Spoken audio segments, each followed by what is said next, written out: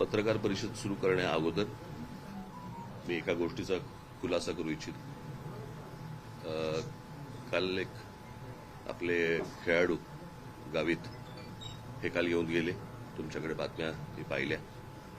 त्यातला सर्वात महत्वाचा भाग म्हणजे एक तर त्यांना कोणी बोलवलं होतं हे मला माहीत नाही.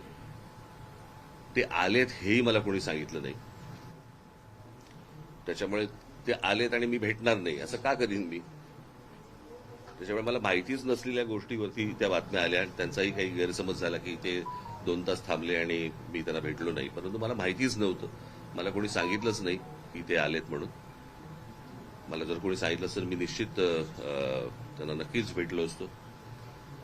परंतु त्यांना कोणी बोलवलं आणि मला का कोणी सांगितलं नाही ह्या गोष्टी सगळ्या बाजूला सोडा आपण. परंतु भेट नाही झाली त्याच्याबद्दल ते नाराज झाले. त्याच्याबद्दल मी दिलगिरी व्यक्त करतो. ते मला असं वाटतं दिल्लीला गेलेले आहेत आणि दिल्लीला जाऊन आल्यानंतर मी निश्चित त्यांची भेट घेईन आणि त्यांच्याशी मी निश्चित या गोष्टी बोलीन.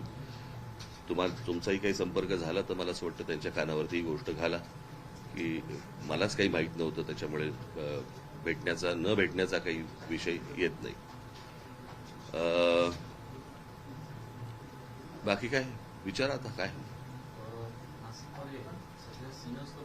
नाशिक सिंहस्थ कुंभमेळ्यावर सध्या फोकस आहे संपूर्ण प्रशासनावर. आपल्या सत्ता काळामध्ये सिंहस्थ कुंभमेळा झालेला होता. आता आपण जी माहिती घेत आहे किंवा आपल्याला जे कळतं सिंहस्थाची कामं शहरभर सुरू आहेत. काय इनपुट्स आहेत आणि काय नेमकी अपेक्षा आहे? मी तुम्हाला माझा अनुभव म्हणून तुम्हाला सांगतो की ज्या वेळेला मी 2 आत्तापर्यंत कुंभमेळे मी असताना इथे झालेत. एक 2003चा आणि एक 2015चा. 2003चा कोणाला आठवत पण नसेल. 2015 बद्दल आपण बोलू. 2015चा जो कुंभमेळा झाला त्यावेळेला जी काही नाशिकमध्ये जी काही कामं झाली आणि ज्या प्रकारे कुंभमेळा झाला मला असं वाटतं की नाशिक शहराला देखील कळलं नव्हतं की कुठे काय कामं सुरू आहेत आणि काय कशा प्रकारची कामं सुरू आहेत. ती झाल्यानंतर सर्वांना दिसलं की कशा प्रकारचे रस्ते झालेत आणि काय झाले वगैरे. आणि त्या कुंभमेळ्यातनं पैसे काढणं त्यातनं काही अर्थकारण हा मुळात उद्देश नसल्यामुळे तो खूप सोप्या पद्धतीने चांगल्या पद्धतीने तो त्यावेळेला झाला. आत्ताचं जे मला दिसतंय ते मला काय मी ऐकल्यात ज्या गोष्टी. काय रे बाबा तू कुठे होतास तू?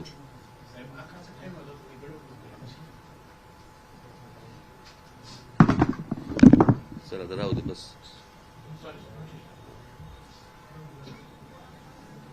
आत्ता मी तुमच्याच माध्यमातून ज्या गोष्टी आमच्या कानावरती येतात संपूर्ण शहरामध्ये खड्डे पडलेले आहेत.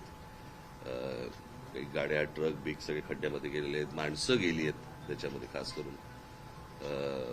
परंतु या प्रशासनाला काही नाही डिम्म येतं ना. माणसं मेल्याचं गेल्याचं यांना कुठचे काही सोयसूतक नाहीये. आणि बस आपली त्या सगळ्या भागातनं म्हणजे त्या सगळ्या कामातनं कमिशन कशी मिळतील हाच फक्त एक सगळ्यात महत्वाचा भाग आहे. या कुंभमेळ्यासाठी मला कळले त्याप्रमाणे सगळे काही अनेक कॉन्ट्रॅक्टर्स हे गुजरातमधले आहेत. म्हणजे महाराष्ट्रामध्ये कॉन्ट्रॅक्टर जन्मालाच नाही आले असा भाग आहे.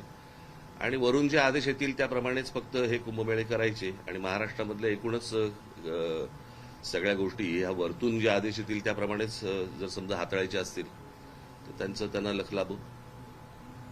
दुर्दैव आहे. मला वाईट या गोष्टीचं वाटतं. इतकं सुंदर मी त्यावेळेला आम्ही नाशिक केलं होतं त्याची सगळी दुर्दशा बघून वाईट वाटतं.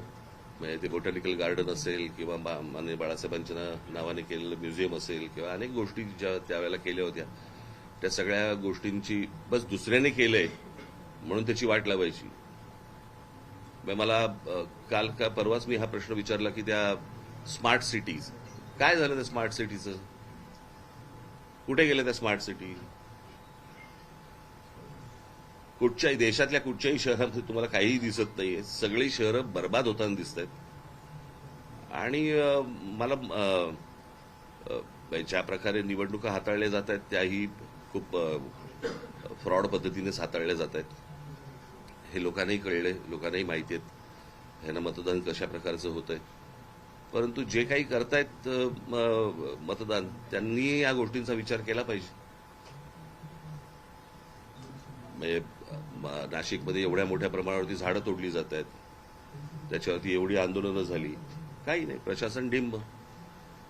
आणि ते सगळं चालू असताना देखील ज्यावेळेला निवडणुका झाल्यानंतर परत जर समजा भाजपचं लोकांना निवडून देत असतील, भोगा. अजून काय बोलू शकतो मी?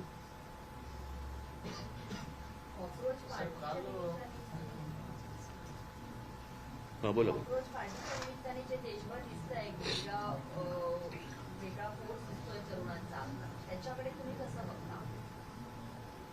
नाही, कसं आहे, आता ह्या सगळ्या गोष्टीमध्ये हे शिक्षणामधल्या ज्या गोष्टी आहेत,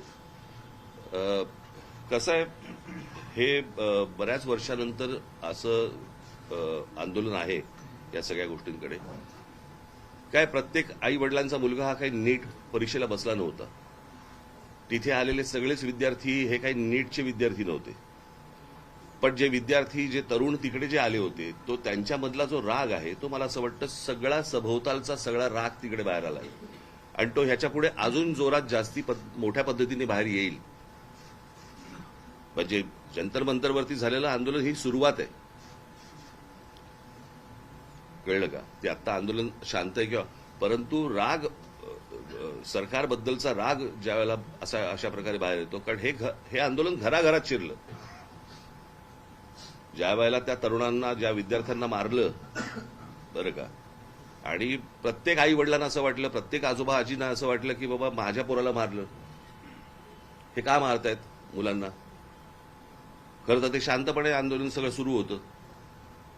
सरकारने या सगळ्या गोष्टींची सुरुवात केली. आणि मला एवढंच फक्त म्हणायचं, हे भाजपमधलंच अंतर्गत हे भांडण आहे आणि त्याच गोष्टी आता सगळ्या चव्हाट्यावरती येत आहेत. काल बैठक घेतली पदाधिकाऱ्यांची, एसआयआरच्या मुद्द्यावर पण चर्चा झाली. मी तुम्हाला आता तुम्ही आता हा प्रश्न विचारत, मी येतो त्याच्याकडे. शिक्षणाच्या बाबतीत मला काल अनेक विद्यार्थी काल येऊन भेटले मला. हाच नाशिकमधला पॅटर्न हा संपूर्ण महाराष्ट्रभर चालू असेल. प्रश्न असा आहे की दगडांवरचे ठसे घेऊन त्यांचं आधार कार्ड चेक करण्यापेक्षा मला असं वाटतं चंद्रकांत पाटलांनी या विद्यार्थ्यांकडे जास्ती लक्ष दिलं पाहिजे. मला ही गोष्टच नाही समजली की 10वी पास झाल्यावरती पहिल्यांदा क्लासमध्ये ऍडमिशन घ्यायची आणि क्लासमध्ये ऍडमिशन घेतल्यानंतर क्लास सांगणार की कोणत्या कॉलेजमध्ये ऍडमिशन घ्यायची. आज ते विद्यार्थी कॉलेजला न जाता 8-8 तास त्या क्लासमध्ये जाऊन बसतायत आणि तिकडे शिकतायत. मग कॉलेज काय करतंय? कोचिंग क्लासेसवरती निर्बंध आणायचा आपला मसुदा गेले 24 वर्षापासून पेंडिंग आहे. तयार आहे मात्र नाही, कोचिंग क्लासेसमधनच ह्या सगळ्या कोचिंग क्लासेस सगळेच काय वाईट असतात अशाला भाग नाहीये. परंतु आता जे काही धंदा म्हणून जे आलेले आहेत, आता नीटचा पेपर देखील यांच्याचकडनं फुटला ना, याच कोचिंग क्लासवाल्यांकडनंच फुटला ना. आतापर्यंत जेवढे पेपर फुटले या कोचिंग क्लासवाल्यांकडनं फुटले ना. मग प्रश्न असा आहे की ते निलकणी आणून तिथे आता काहीतरी त्या निलकणींना आणलंय वरती, त्यांनी मला असं वाटतं या क्लासेसवरती पहिल्यांदा लक्ष दिलं पाहिजे.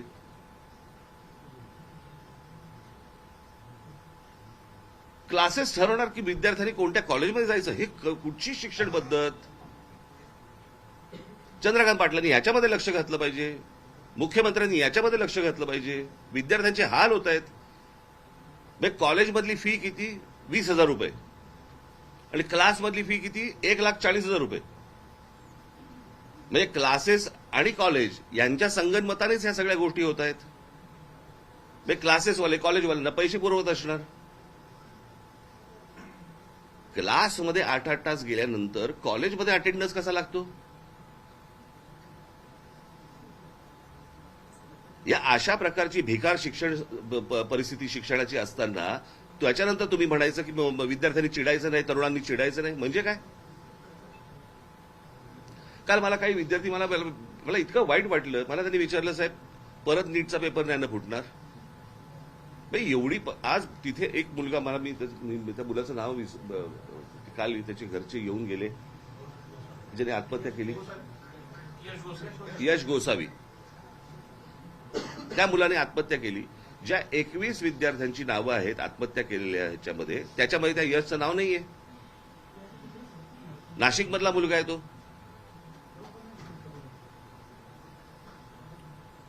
प्रशासनाला हेही वाटत नाही की बाबा आता इथे कोण पालकमंत्री आहेत नाही आहेत मला माहिती नाही, पण एक नाशिकमधला मुलगा जो नीटच्या परीक्षेचा संपूर्ण तयारी करतोय, पेपर फुटल्यानंतर तो व्यथित होतो, निराश होतो आणि आत्महत्या करतो, आणि आत्महत्या केल्यानंतर त्या मुलाचं 21 मुलांची नावं येतात, 22वं नाव देता येत नाही तुम्हाला.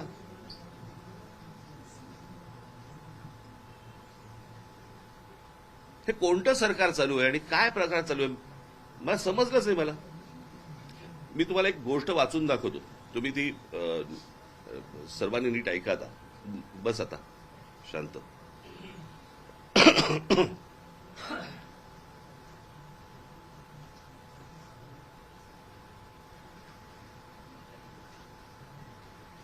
तुम्हाला वाटेल मी हा मगातपासून मोबाईल का घेऊन बसतोय, मोबाईल मला कोणाची फोन येणार नाहीयेत, मला एक गोष्ट वाचायची म्हणून मला ठेवलाय बरोबर.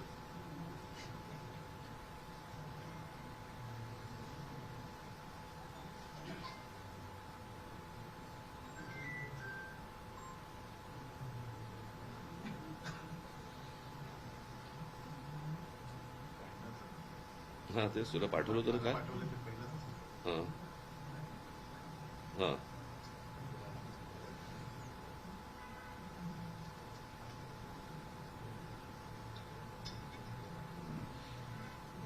हा एक लेख आलाय, मी तुम्हाला मुद्दा म्हणून वाचून दाखवतो. तुम्ही गप्प बसा रे आता. एक तर उशिरा येऊन कॅमेरा लावू नका तुम्ही, बाकीच्यांकडनं आउटपुट घ्या नंतर.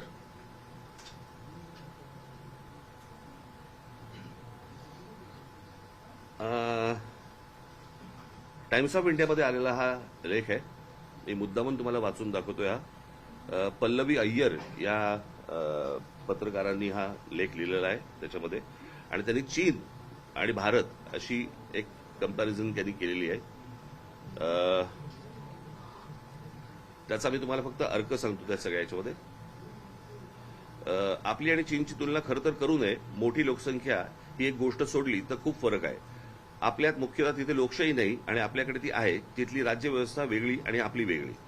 परंतु तिथे शाळा झाल्यानंतर, 10वी झाल्यानंतर, शाळा झाल्यानंतर चीनमध्ये सगळी मुलं एक परीक्षा देतात, सगळी. त्या परीक्षेला गावकाव असं नाव आहे, गावकाव.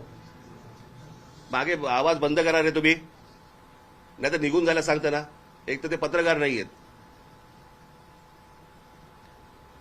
भारतात नीट दिली, भारतामध्ये नीटची परीक्षा 22,70,000 मुलांनी दिली. तर यावर्षी चीनमध्ये गावकाव नावाची परीक्षा दिली साधारण 1,33,50,000 मुलांनी, भारताच्या 6 पट. त्यात त्यांनी जे केलं ते आजच्या टाइम्स ऑफ इंडियामध्ये पल्लवी अय्यर यांनी दिलंय. त्याच्यात त्यांनी मुद्दे दिलेत, 6 मुद्दे महत्वाचे आहेत. प्रश्न एकाच, हे जे प्रश्न आहेत त्याचे प्रश्न पत्रिका, प्रश्न एकाच ठिकाणी तयार केले, परंतु परीक्षा घेण्याची जबाबदारी प्रांतांवरती सोपवली. सर्वात महत्वाचा मुद्दा हे आपल्याकडे जे काही केंद्रीय पद्धतीने जे चालू आहे, एका ठिकाणी पेपर त्यांनी केले आणि राज्यांना सांगितलं की तुम्ही कंडक्ट करा म्हणून. परीक्षा पेपर्स एखाद्या टॉप सिक्रेट प्रमाणे गुप्त ठेवले गेले.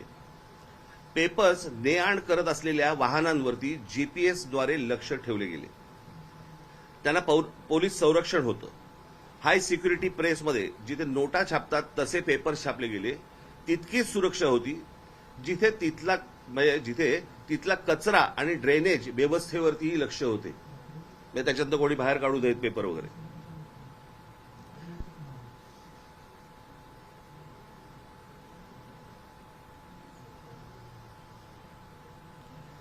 ज्या शिक्षकांनी पेपर्स काढले होते, हे मागचे सगळे बाहेर काढतात. जर सगळ्यांना बाहेर काढा,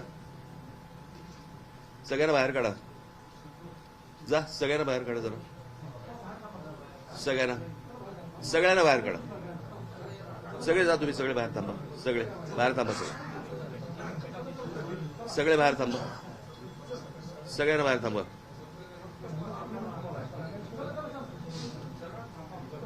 सगळ्यांना बाहेर थांबा. जा, तुम्ही सगळे बाहेर थांबा. सगळे बाहेर थांबा. तुम्ही सगळ्यांना बाहेर थांबवा. सगळ्यांना बाहेर थांबवा. तुम्ही बाहेर जा सगळे.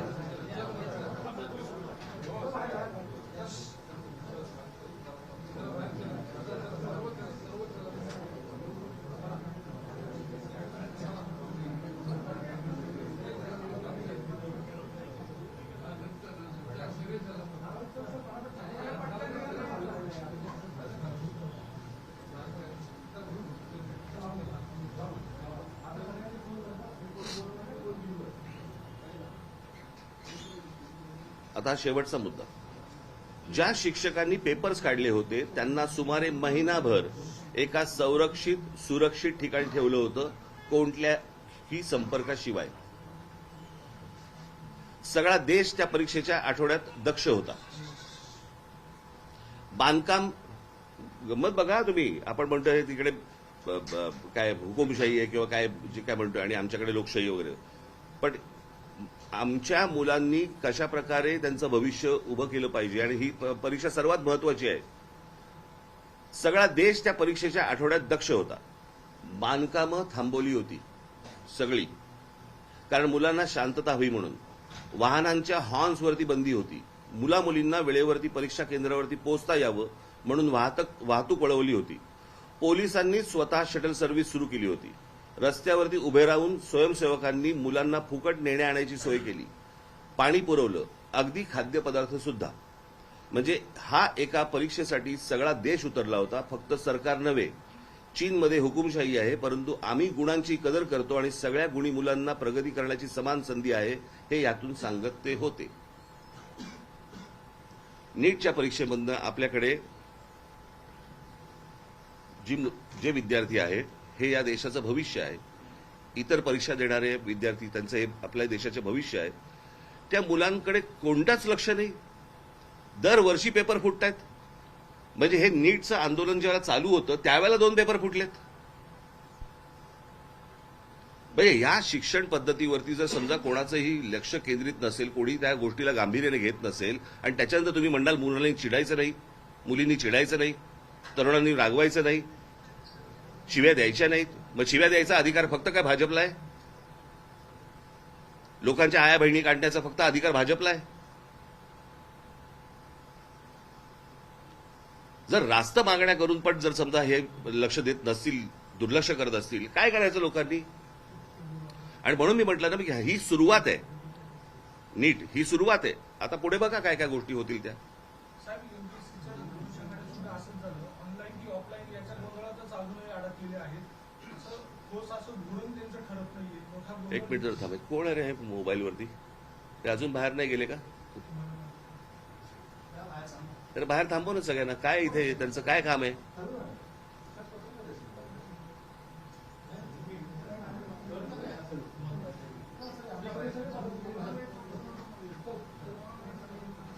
तुम्ही आता जंतर मंतरच्या आंदोलनाचे उद्देशून म्हणालात की हे भाजपमधीलच अंतर्गत भांडण पुढे समोर आले म्हणतात. हे नक्की काय तुम्हाला वाटतं? मी सांगितलं होतं ना मागच्या वेळेला. मी एका पत्रकार परिषदेमध्ये, मी माझ्या सभेमध्ये पण सांगितलं, माझ्या भाषणामध्ये पण सांगितलं होतं. हे प्रत्येकाच्या महत्वाकांक्षा मोठ्या झालेल्या आहेत. आम्हाला पंतप्रधान व्हायचंय, मला पंतप्रधान व्हायचंय. त्याच्यामुळे त्या दिवशी मी जे सांगितलं ना, की ज्या वेळेला तुम्ही समोरचे शत्रू ज्यावेळेला संपवतात त्यावेळेला शत्रू तुमच्यामध्ये निर्माण होतात आणि ते जगाचा इतिहास आहे. हा ती प्रोसेस भाजपमध्ये सुरू झालेली आहे ऑलरेडी. आता ती थांबू नाही शकत. जसं वैद्यकीय महाविद्यालयामध्ये प्रवेशासाठी नीट परीक्षा आहे, त्याच्यानंतर आता प्रत्येक अभ्यासक्रमासाठी वेगवेगळ्या परीक्षा करण्यात आल्या आणि यातून खरं म्हणजे मोठा भ्रष्टाचार होतो. अनेक वेळेस मुलं जी 12वीला चांगला मार्क्स करतात त्या मार्कांवर पडतात. नाही, माझं तर म्हणणं आहे ते बाकी सगळ्या गोष्टींवरती आपल्याला करता येईल. पहिल्यांदा कॉलेजची भूमिका काय आणि हे जे धंदेवाईक जे क्लासेस जे निर्माण झालेले आहेत ह्यांची हे हटणार की नाही हटणार? मला असं वाटतं सरकारचा कस पहिला इथे लागला पाहिजे.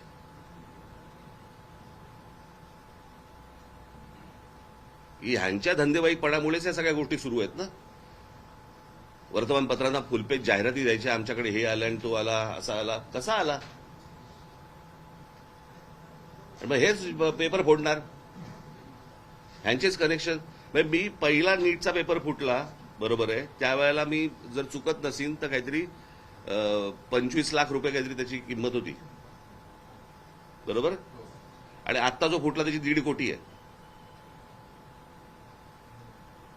डॉलरचा रेट का वाढला हे कळलं आपल्याला.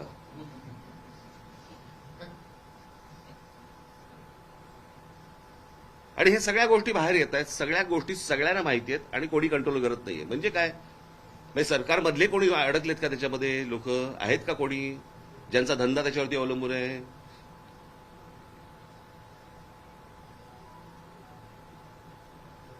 मला या सगळ्या गोष्टींची उत्तर सरकारने द्यावीत.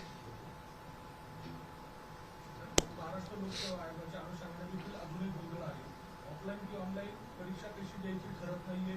विद्यार्थी तुम्ही मला प्रश्न विचारताय का सांगताय? नाही, प्रश्न विचारतो. तर याच्यामध्ये काय सोल्युशन वाटतं, कशा पद्धतीने तेव्हा मी काही त्यातला तज्ज्ञ नव्हे बरं का. जे लोक तज्ज्ञ आहेत त्यांच्याशी ह्या गोष्टी तज्ज्ञ आहेत ना एवढे. तज्ज्ञांची काय कमतरता आहे का? परंतु प्रश्न असा आहे ना सरकारचा की सगळं आम्हालाच कळतं. यातनं ज्या दिवशी सरकार बाहेर येईल आणि ज्या दिवशी तज्ज्ञांशी ज्याला चर्चा करून त्याच्यातनं काहीतरी सोल्युशन येईल तेव्हाच होईल ना. त्याशिवाय कसं होईल? आता ते नीलकंठीने आणलंय तर मला माहित आहे ते काय करणार आहेत. साहेब, काल मोहन भागवतांनी पण तरुणांशी संवाद साधला. एका बाजूला उशीर झाला. साहेब त्यांनी जैनजींसोबत संवाद साधला मोहन भागवत आणि ते म्हटलं की डोळे दाखवून उशीर झाला. महाराष्ट्रात सुद्धा कुठे असेल किंवा शाळा असेल याच्या विरोधात आज विद्यार्थ्यांचे आंदोलन नाशिकमध्ये सुरू आहे. तर याबाबत आणि त्यांनी दादा भोसेंचं राजीनामा मागितलं. महाराष्ट्र नाही मला असं वाटतं मी आता एवढं सगळं बोलल्यानंतर हा काय प्रश्न आला? शिक्षण व्यवस्थेमध्येच जो गोंधळ आहे तो सुधारला पाहिजे ना. आज नाशिकमध्ये सुरू आहे, उद्या अजून ठिकाणी दुसऱ्या ठिकाणी. प्रश्न असा आहे की हे काय म्हणतायत ती मुलं हे आपण समजून घेणार आहोत का? त्यांना त्यांच्या आई वडिलांना काय प्रकारचा त्रास होतोय, मानसिक होतोय, आर्थिक होतोय, सर्वच बाजूनी होतोय तो आपण समजून घेणार आहोत का? काय ही मुलं उगा अहो त्या मोबाईलवरती ज्यावेळेला ती मुलं बघतात ना, जग ज्यावेळेला पाहतात त्यावेळेला मला सांगा कोण राहील इथे? मी परवा दिवशीचा आकडा वाचून दाखवला ना, किती मुलं गेली बाहेर. 5 लाख कोटीच्या वरती आपल्या देशामधले पालक हे 5 लाख कोटी मुलांना शिक्षणासाठी बाहेर पाठवत आहेत. म्हणजे 5 लाख कोटी देशाच्या बाहेर गेले पैसे. 5 लाख कोटी कशाला म्हणतात?